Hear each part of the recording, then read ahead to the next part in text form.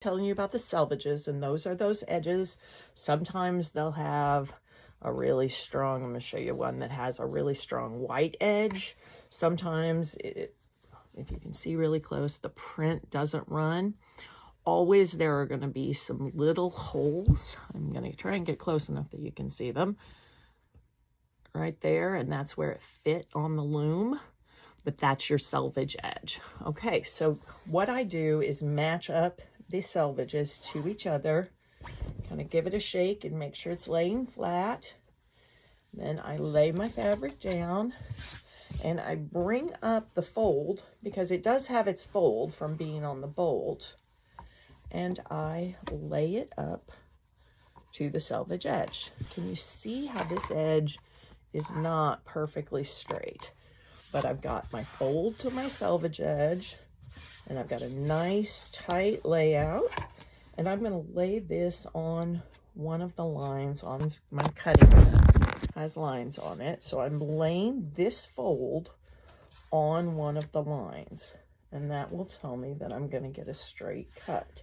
I'm going to take my ruler and my rotary cutter and lay it on one of the lines, and I'm lining up my ruler on these lines that go this way so that I know that I'm straight. And if I want to check it, I can check this line against my fold to make sure that we're straight. So I am going to make a cut on one of these lines, and now I have a perfectly straight edge on the end of my fabric. So for this project, I need 2.5-inch strips. So I'm going to go over 1, 2.5, and get my measurement good and tight there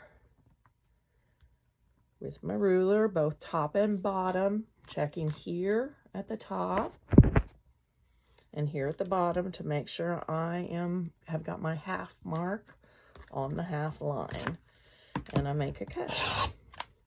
And there's one.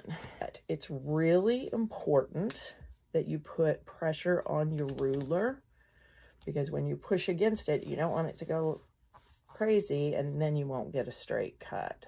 I like to put my fingers on this side of the ruler to keep it from moving when I put the pressure with the rotary cutter.